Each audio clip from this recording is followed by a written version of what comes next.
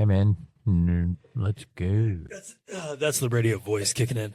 Okay, hey, Hey, what's up, Pops? hey man, here we are. Another episode of Small Business Living. Let's do it. So it's October 30th, Tis the day. almost October 31st, which Halloween. So what's been how would you rank Halloween in your world of holidays, if you will? It was big in college, but I don't. It's fun, but it's some people like live for it, and I have nothing against it, but it's not like Yeah. my absolute favorite. I would say like Thanksgiving time. It's Okay. Yeah. So you would rank it below Christmas, below Thanksgiving, equal with Easter, below Easter. I don't higher really. than Is Easter considered a holiday? Yeah, Yeah, right. I got it. So okay. No, that's No, nothing I against hear the you. Christian faith. I just like when you think holidays, I think holiday season. Yeah. But Fun like holiday celebration. Halloween kicks off the celebration season. So, Yeah. So I think, this is called Welcome to Small Business Living It. We're here with Wes, the serial redesigner of second floor. modular, okay? Sorry. That's the way I like to say it. Okay, Yeah. there we go. Well, it depends on the mood, man. Man, we might just say we're in a different location every time we're moving around. Well, we went with wireless mics and chairs last time. Now we got our desks back. We went kind of old school. So it always looks good. Thanks.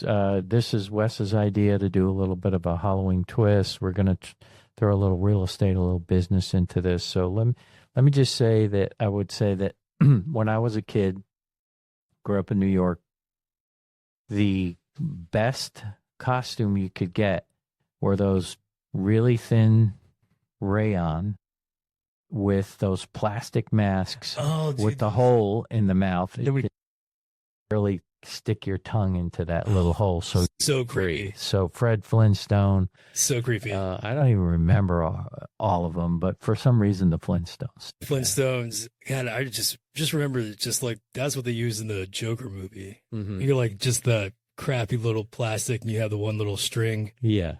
Yeah, that.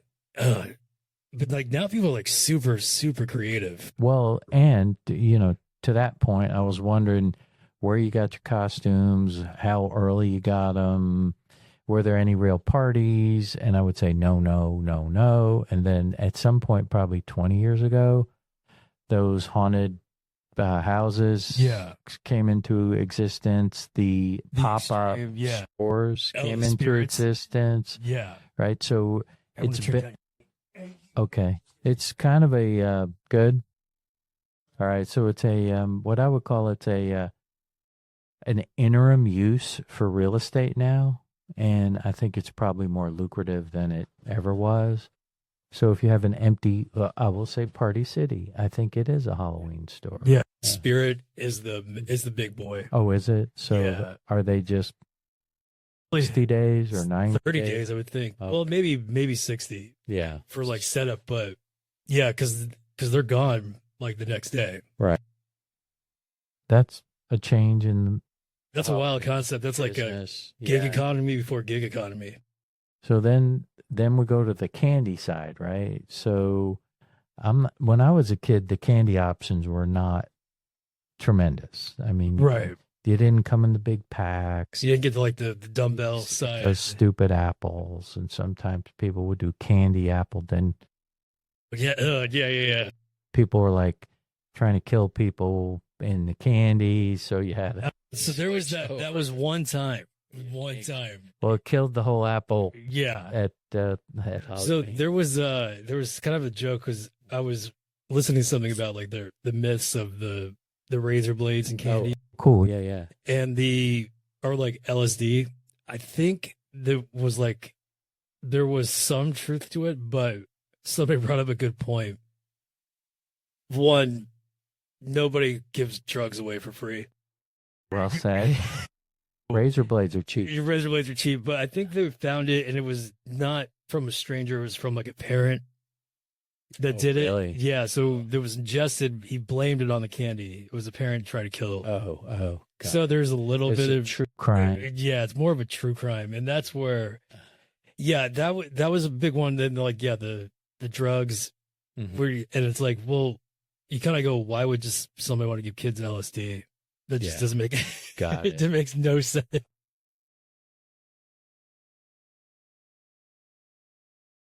That was On them. I gotta give a shout out to Mrs. McClure from Hilton Drive. Yeah. She had the best candy because she had many. It was like it's like own little like grab bag. The bags, yeah. And she only made it for like a certain amount of us. So I felt really special. So shout out to Mrs. McClure for that. Always will remember. So we've rated holidays. So let's now, well, and we'll talk about Richmond Park in a minute, whereas Wes grew up. I'm just going to say for context, in the 60s. So I was 10, 11, 12 years old. One thing we discovered was apartment complexes, which we didn't have a lot of, although at one point we lived in one. Right. In 30 minutes, you were golden. You're just knocking on 3 doors at we go to the landing. There's 4 doors. It's like knock. Yeah, you just have to go up one stairway. Boom, here comes the candy.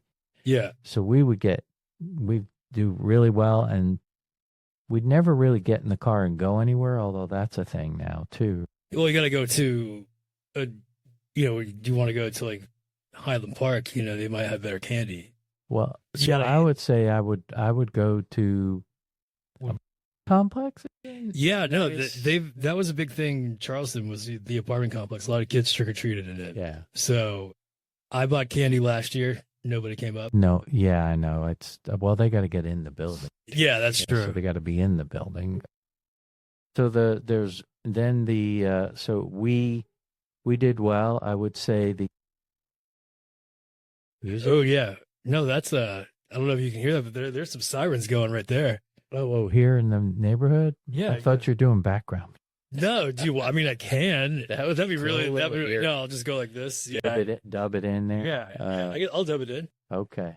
Yeah. So those were and then trying to relate it to real estate and business. So apartment complexes are good places or used to be. No, I think if you're in like where we're at, because it is so large, if you have kids, you only need to get in the building once, and then it's massive once you do that. But I think when you just made me think about when you were talking about the haunted mansions and stuff. Yeah, there's a whole documentary I saw on HBO about these extreme haunted houses, like where you got to sign waivers, you got to get doctors. Oh yeah. Approval. Oh yeah. But I was like, I think this guy just wants the main guy they were talking about. I'm like, this just feels like he just tortures you. There's no. Oh really? There's nothing haunted about it. He's just beats the shit out of you until you give up. Like, yeah. I'm like, there's no. I would think like, hey, can you go stay in this mental hospital that's haunted? It would be more. That's what I would think a haunted house makes sense. Yeah. Yeah, the paranormal aspect of it. And I was gonna say, like in the '60s, I'm assuming that Halloween meant scary, right? Or it was supposed to be like Fright Night type stuff. Dress up and scary. There wasn't really scary when we were kids, but when we got to Richardson, there was a couple of scaries. But I do want to say my favorite Halloween was in college when 4 of us painted our faces like Kiss. Oh, yeah. And the best part about that is nobody could tell who you were. Why do you think why do you think Slipknot wears their mask? Because you get to become somebody different. Well, and there's anonymity. Right, exactly. So that was so much fun. I can't tell you which one I was. I wasn't Gene Simmons. I was one of the other. Did you have the star, the whiskers? I think I had a star. So you were Paul Stanley. Yeah, if you had 2 stars, you were Ace Frehley, and then if you had the star, you were Paul Stanley. Okay, I'll you're the lead guitarist. If Joanne Saporito's out there, maybe she'll remember. Yeah, but that was my favorite. It was never really a big deal. It was fun in college. When I was 10 years old, we got a lot of candy. I love candy. I love Baby Ruth's, O. Henry's. So those are the nutty chocolate bars. Yeah. I love licorice. and Bazooka Joe, bubble. Couldn't go wrong. What are your candy? I would say Snickers, Mm-hmm. Reese's, Mm-hmm. Twix, maybe. Did you like that candy corn stuff? It never bothered me. I think that, what was it? They said that they made all of it 30 years ago. They haven't had to make any more because nobody wants it. Well, that's funny. Like fruit cakes. Yeah, right. So because they preserve. So, I mean, if they're there, but that's not, Sour Patch Kids is always going to be number one. Gotcha. For me. So who's the big winner? Which business is the big winner for Halloween? Is it the candy guy? Yeah. Because, I mean, think about just all the sales. I mean, people who just get it regularly. Mm-hmm. And then just, I don't even know, because I learned, Victoria taught me the trick. When you see the deals at grocery stores, you don't look at the item price, you look at the price per ounce. Sure. So if I haven't checked, but I'm pretty sure that if there's not much difference in price for if you're going by ounces and it's like a 60-ounce bag versus the regular, is it really that? Are you talking like a cent, or is it like 10 cents difference? So I don't know. But all right, so let's say, as a consumer, as a receiver of the candy, right? We got the favorite candy. We think the candy guys are the winners. Now I would say some of the costume guys, but by far volume wise, I'm sure. Well, costumes. The good thing the winners are, if you're a business, is if bars have contests. True. So you have the best. So our bars are huge, way more huge. Yeah, than they were. I actually won one year as Freddie Mercury. Yeah. I was. We should look up how much Halloween contributes to the economy, because I would benchmark it even 30, 20, 25 years ago. That would be a really interesting. Yeah. So I kind of have that, the haunted properties and stuff here in Dallas actually brings up millions and millions of dollars in tourism. Really? Okay. So what it generates annually, the haunted house and ghost tourism industry, about $100 million a year. Whoa! In just Dallas. In Dallas. Yeah. So let's bring you back to a time when you went to London. Yeah. Well, that's ultimate. That's not Halloween. That's Jack the Ripper. They went to the Tower of London and London Dungeon. But I think that was. You think that would scare you still today? It would give me vibes, but I wouldn't be scared because I'm watching so much true crime. Yeah. So it's more fascinating to me. But to me, that era, that Victorian to the industrial Gilded Age, right, late 1800s to about right before Prohibition. Mm-hmm. It's something like one of those creepy, I don't know. There's something about the Industrial Revolution. It's got that seediness. Yeah. I think that if I'm reading you right, it's higher density living. It's dirty with soot because you have industry that's polluting. Right. And then you got 8 people living in a 1-bedroom, and then you just got crime is rampant. Mm-hmm. But that's where also my other part of me comes out, where it's saying great art and culture come out of poverty-stricken times. Yeah. Absolutely suffering. It's 1970s New York. Yeah. What it gave us. So, how did you survive that one? Yeah. I don't know. A day at a time. The Guardian Angels. So now there's so much that I was thinking. So if you moved so let's go to real estate. If you moved into a house and it had a presence, how would you handle it? So this is almost like Amityville Horror from where, right? Yeah. So far you're from. Yeah. Well, we had Poltergeist. We had no, but wasn't Amityville in New York? Yeah, Long Island. Yeah, Long Island. Yeah, so it wasn't far from that. Was that a real thing? Yeah, so okay. So with the real Amityville Horror, not the supernatural one, but it was the guy who killed his whole family inside that house. Got it. So, which seems to be like the precursor. Burn it down. Burn it down. I have to burn that one down. So the if you can get it insured for ghosts, I wouldn't be surprised. Wonder, because it'd be like, dude, it wasn't me, man. Right? Paranormal activity. I think it's like you become hyper aware and your senses start to So interesting. start to play some fact. Now, do you believe in ghosts? Spirits? I don't know. No, I'm agnostic to it. Yeah. It'd be cool, but like, I don't want to know that like who's watching me or something like that. I just don't like the idea of. But like, I think that if I've been in high tense situations where it's like, dude, if there was just a ghost, I'd be like, "Yo, what's up, man?" Yeah. I was like, because it never made sense to me that, like, okay, a ghost can go through the wall, but then so therefore it doesn't matter, doesn't affect it, but then it could knock something over.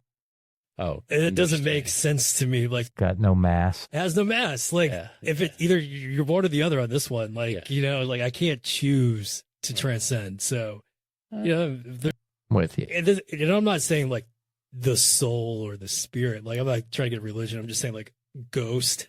Yeah. So I'm more afraid of humans. Funny. So you've been in the Tesla, right? Yeah. And you can see now that it senses stuff around you. If it's a truck in front of you, it's the shape of a truck. Right. If it's a cone, it's the shape of a cone. It shows traffic lights, cars, everything. People walking. So the other day, we were pulling into Trisha's garage. Oh, you're telling me there was a person, there was a shadow of a person that showed up on the right front, off the right front fender just for a second. Oh, and it disappeared. So we're like, what was that? Like, so babe, are we moving? A glitch in the hardware. I mean, Tesla's also like, there's how many? Yeah. He does. They have Mad Max mode in there now. Oh, okay. So have you heard of it? I didn't do that on purpose, but it was kind of that is kind of like that's a cool coincidence. Yeah. Like out of all times to do it, like you're going home at night. So have you ever been really scared in a movie that was? I would say, well, outside of being a little kid, I don't think counts because everything is scary. Yeah. So I try to go by above 16. I would say Disturbed. It still goes to The Exorcist. Oh yeah. Like there's Ty, I'm with you. Yeah, I mean I love the 80s gore ones that are just so ridiculous that they're actually kind of fun to watch. Mm-hmm.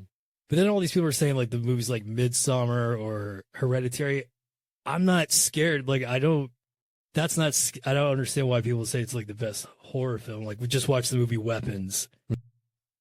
Okay, it was kind of like it's more about like how psychological thrillers are more scary. So Hitchcock has this great definition of like suspense. Yeah, it lets your mind do it. Yeah, it invokes emotion.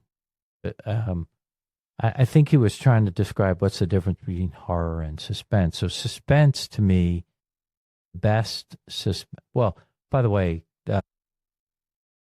what's the movie? Just The Exorcist. Yeah, that was. I don't know what you call that. So that's suspenseful. You really don't know what the.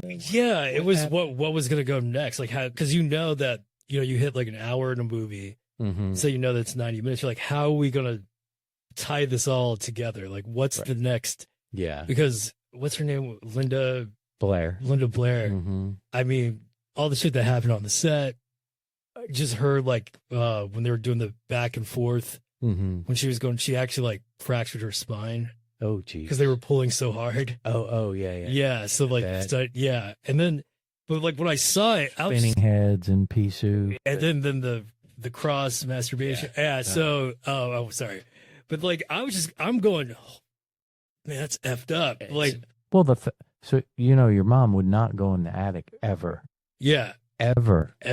She never went in an attic. She still can't hear the word Reagan. Like, yeah. If you can. So Jer and I played it. Punk her. We did. By Reagan. Yeah, we did we had a little Amazon thing. And we hacked it. Oh no. So we were in the other room. Oh yeah. Yeah. It was easy. Yeah. Well, she's the one that did take you to London. Yeah, no, yeah. You owe her. Yeah, no. So she was like, because we're like in the other room, we're like, Reagan. And she's like, no. Like, so would you leave the house? Would you move out? Like Eddie Murphy would say, it's like, get out. Too bad we can't get out of here. I would. Keep staying. Yeah, white people do stay. They're like, Yes. yeah, they like want to figure this stuff out. Yeah. And black people are like, yeah, too bad we can't stay. See you guys later. Yeah. Yes. And Trey has confirmed that for me too. He's like, Okay. yeah, he was like, We're yeah, out. fuck that, dude. No, Yeah, we're out. But Cancel my lease. yeah. Out of here. So I guess coming from a real estate perspective, Well, I would just try to flip it. Uh-huh. Oh. Like, come on, come off. Yeah. Hey, listen, either I would try to fire, like, just either get it off my hands, or if there was. Or flip the script. Flip the script. There's some weirdo out there that wants a haunted Plenty. house. Yeah, there's plenty of That's people. awesome. So there's like I said, if you're gonna be a serial killer, you have to be rich. Understand. You know, what I mean, Oh, funny. it's because like how they live a double life. So there's a lot of weird people with a lot of money. Okay. So All right, we're going to give that. So if you have a haunted house, advertise it in high-end publications Yeah. and websites. All right, we got That okay, was so fun. that goes back to so the Adolphus. the Adolphus Was interesting to me for a couple reasons. One, one is beautiful. yeah, and two, that it had a kind of a cultural. It was friendly to blacks, and Yeah. It was a safe place in the Green Book. in the Green Book. Yeah, Yeah. and everybody knows what the Green Book is, the place where African Americans Traveled in the South were safe. to stay. Yeah. There's But- a movie. Yeah. Yeah. Viggo Mortensen. But yeah, so I didn't realize that the co-founder of Anheuser-Busch built it.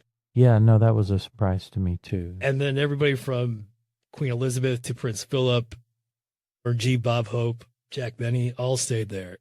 So this was like ultimate luxury, Fifth Avenue. Yeah. And this kind of, from what I was reading, was making Dallas, downtown Dallas especially, no longer a frontier stop. When- So the building of You could downtown, hang out here. yeah.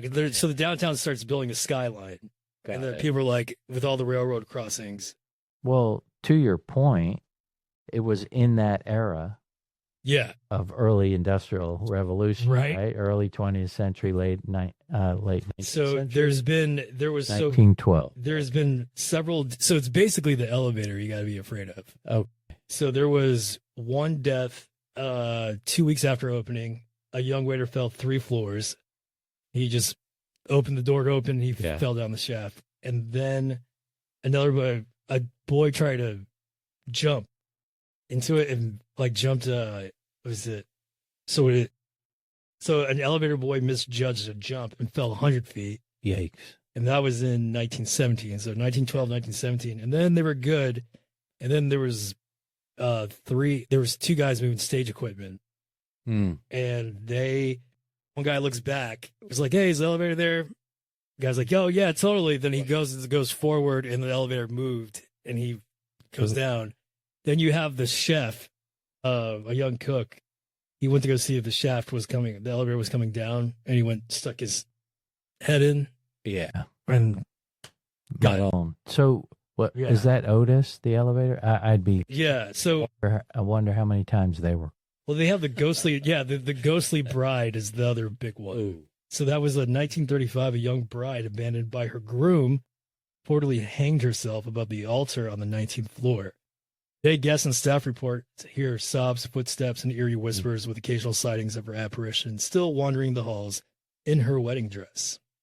Woohoo. Yeah. Hey, so that's a really good point. There's a really good movie, and I can't remember the name of it, about how you get stuck until you can pass on.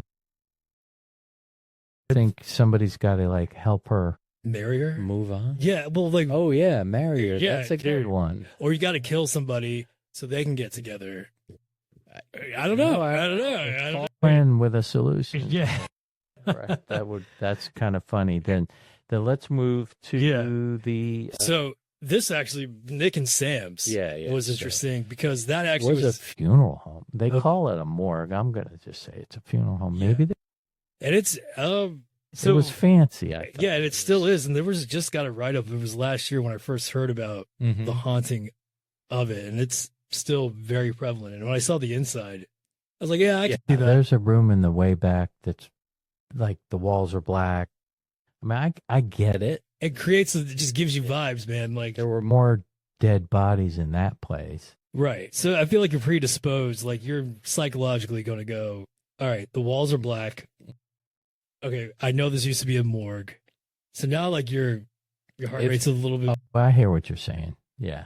Not. It's a setup in a way. Yeah. So psychologically, now you're just going to interpret anything as opposed to if you just kind of like a water. Like if you have two different types of water and you just don't take the labels off, do you really taste the difference?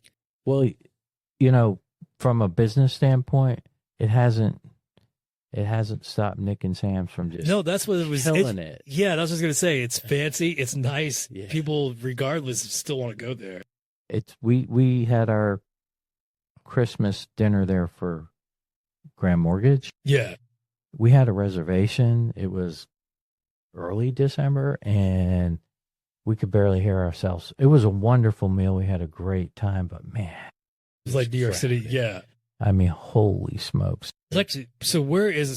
So my research. It's at the top of the hill. Oh. So it moved there. I think, I don't know. But yeah, if that says West End, I guess it was. I try to like triple check my sources, so I could be wrong. But so the one that we all went to in the West End was the one in New York that Albernaze was at. What's this? Oh yeah. Smith. Oh, okay. What? Palm. The Palm. Oh yeah. With the onion streaks. Another shout out to Philip. Yeah. Onion strings. Half and half is what it was called. Potato chips and onion rings. They were halfway there. Well, it was a combo. It was like this. Oh yeah. Yeah. I know what you're talking about. That whole West End, that could qualify as it's old industrial. I'm sure a lot of people had bad accidents there. Yeah. Or you talk about elevator shafts. I want to do a quick elevator sidebar. Yeah. So when people talk about self-driving cars, everybody says, oh, people are going to die. It's dangerous. Uncle John, firefighter, rescue guy, first responder, says that injuries and deaths in elevators were way more when they had elevator operators before elevators became human error. Yeah. So now that they run themselves, nobody gets hurt. That's what some guy said. They're only going up and down, but computers only do what you tell them to do. Yeah. Until that's where all nuclear disasters, human error. Yeah. So shout out Uncle Johnny. Hey, Uncle Johnny boy. Self-driving, let's do it. Yeah. I don't know. Would you drive a self-driving? If I'm going to go not driving at all, I'm going to be like in the back seat, relaxing. Okay. Like, so if I'm behind the wheel, I want some sort of. So somebody else could self-drive it if they're paying attention. Yeah. I until the tech gets better. Yeah. But I think you're going to start building smart cities. Yeah. Where they're going to have charging at stoplights. My goodness. Yeah, that's already happening. Like the smart highways, things like that. Yeah. So there was even talks about, I don't know if this is before like Tesla became Tesla, but they were talking about building highways with like magnets to help you. Oh yeah. Like trains. Almost, yeah. So almost to kind of like control the flow. The third wheel. Yeah. So you can have, you're going to have charging. Yeah. You're going to have chargers while you stop. You're going to have smart highways. Same thing. Wow. So all that is the tech is there. It's just scalable. Electric generation. Yeah. So how about favorite or most compelling movie character other than Linda Blair? Is there any memorable? Are you like a Frankenstein guy, or what was that Kiefer Sutherland? Lost Boys. Yeah, I love Lost Boys. That was really cool. Yeah. So I almost got goosebumps thinking about it. So they were vampires. Yeah, they're right? vampires. Yeah, that was really Corey cool. Feldman, and that was kind of like a pre-Brat Pack. I think I probably want to go back and. Oh, it's great. I would say movie wise, I would say the guy that I thought would be the scariest was Freddy Krueger. Yeah. Well, not only because he looked, but like you got to go to sleep, and that's you die. He kills you in your dreams. Yeah. Johnny Depp's first movie. Well, was the mannequin? What was that? The little Freddy. Oh, Chucky. Yeah, Child's Play. Yeah, man, he just creeps me out. Yeah. Even The original one, I'm totally with you. And then they kind of like made it a little bit too campy. I would say like the 80s was really interesting. And it was kind of going off the grindhouse style back in the 70s of that exploitation, over the top Nazi werewolves or whatever. But I love when Quentin Tarantino revitalized the grindhouse for Planet Terror and Death Proof. But there's, hot girls, fast cars, over the top, which kind of made horror fun. But I would say, so those things like Chainsaw Massacre. I think Texas Chainsaw was. I would say there's something about House of a Thousand Corpses, Rob Zombie. Oh no, man! So basically, the Devil's Rejects.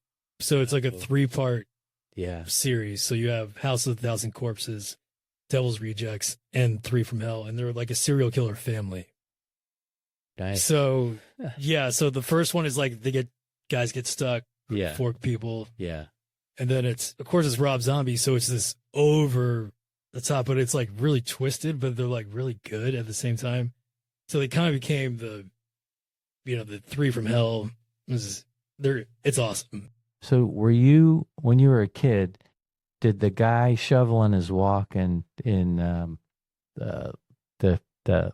Kevin, the dude from Home Alone? Home Alone. Yeah, because was that kind of... Well, let's see, you put the guy in the suburbs and he's shoveling snow in a black coat. Yeah. And he doesn't talk to anybody. That was good. That was really good. And then we figure out he... Like the nice guy. Just a lonely old... Just like the pigeon lady in the second one. Yeah, he's just like, just missed my daughter. Yeah.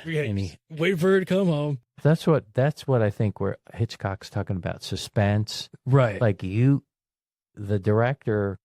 Is that John Nichols? It was Landis. No, it was not. It was it's gonna bother me, John, because he did Ferris Bueller. He did all the big ones. Okay. Landis. It's not. No, Landis. Somebody's yelling at me right now, going like, "John Holmes." That's all right. So the one that gives me a little John Hughes. John Hughes. Shout out. That's, by the way, that none of that's small business. That's huge. I wonder what the largest grossing, and we're using horror suspense. So our boy, so Hitchcock kind of started. He was the master at letting your mind. That's suspense. So like he didn't have to show you absolutely the stabbing because your mind created like in Psycho. Yes, because you knew something was going to happen, but you didn't need to see the knife go in. You saw the blood. You saw the. That was awesome. Before and after. Yeah. So I didn't like the birds though. I thought it was kind of me either. That was overdone. I think I think anything that's the supernatural ones, not scary. Yeah. Interesting story, but when you come to what humans are capable of, because it's like, hey, Dial M for what's the one where he's in the house? Like she calls the police. Oh, the like voyeur or something. Well, the punchline is, "Ma'am, we've traced the." There's like it's coming from inside. I get goosebumps just saying it. No, that's brilliant. What creeps me out? Somebody said, "What's the scary?" I'm like, stalkers. I was like, those. Or you're not sure if they're protecting, they're watching over you. Is it a guardian angel, right? Or again, that's there to harm you? I got Matt one time. I really had to commit to this one.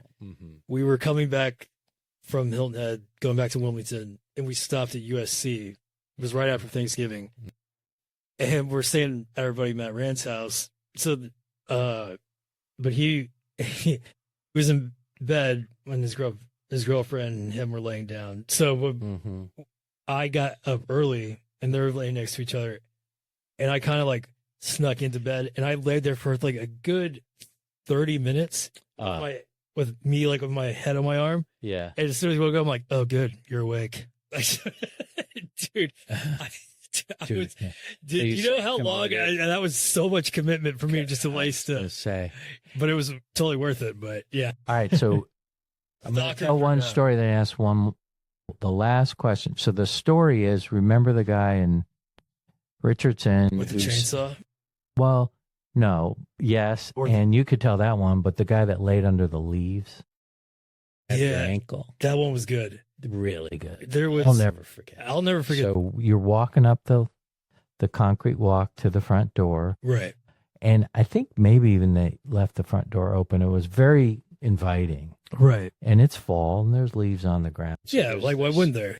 There's this blanket. I mean, it looks like a pile of leaves. And as you're about 4, 5, 6 feet from the house, a hand comes out from under the leaves and grabs you. Yeah. You don't see that. It's Yeah, like- it's like- dude. That was, Yeah. There was one I remember right across from Richfield Park where Doug, shout out to Doug and Mrs. Riley, on their block. I remember. So they had some sort of trip laser. So as soon as you cross the threshold, walking up, Yeah. fog started forming. Oh, This was awesome. And this was like in the late 90s. Yeah. And then like people came out from the ground. Like I don't know how they did it.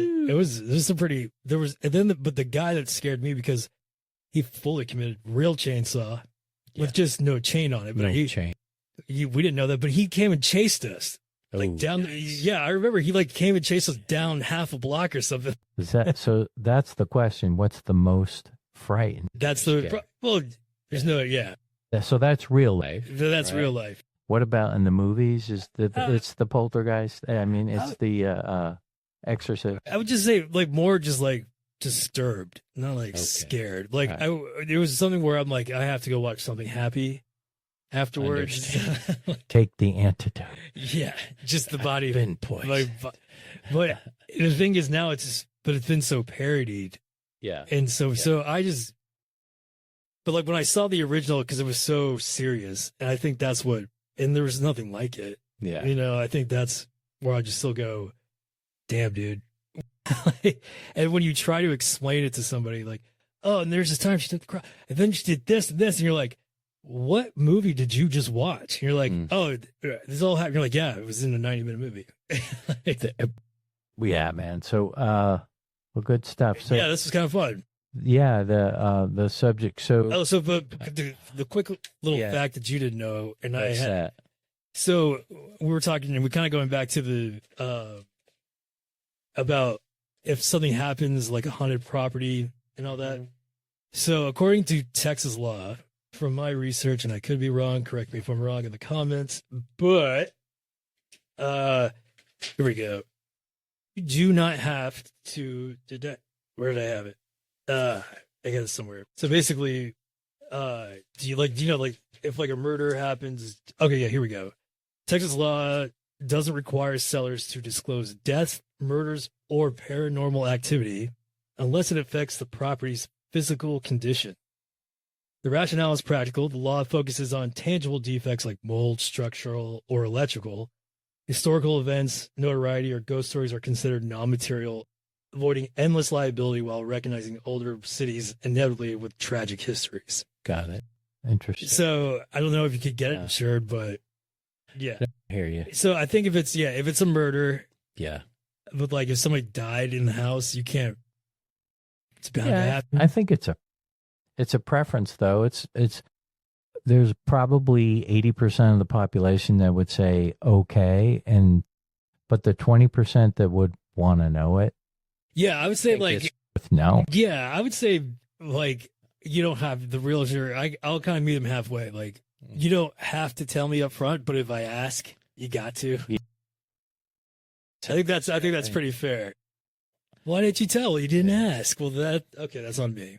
All right. So we're going to say that Halloween is not small business.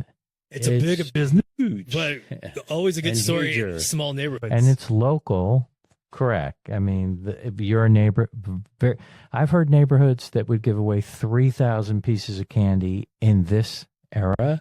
right. I didn't think anybody gave candy away anymore. I thought it was like about house parties and trunk parties and at school and bars and clubs, but it still exists, right? Yeah, Trick-or-treating still Still exists. And that's where it should be, man, because it was fun. Yeah. Like that, it was so much fun because it was like we got to hit it early. You mapped out where you were going. Yep. I remember it's like we gotta go hit these houses because like after you live in the same spot, you're like, oh, that's Good ones. That's those. Yeah, The good ones. you X certain houses. You're like, no, don't go there. Charlie Brown, Great Pumpkin. I got the one of my go-to sayings about getting shortchanged with anything is I got a rock. So when when they all went to the house, it would be like, I got an apple, and Linus was like, I got a candy bar, and then Charlie Brown would be like, got a rock. So anyway, I hope you don't get any rocks. I hope you get some O. Henrys. You may not even know what an O. Henry is. Or just go have a good time tomorrow night. It's Halloween on a Friday night.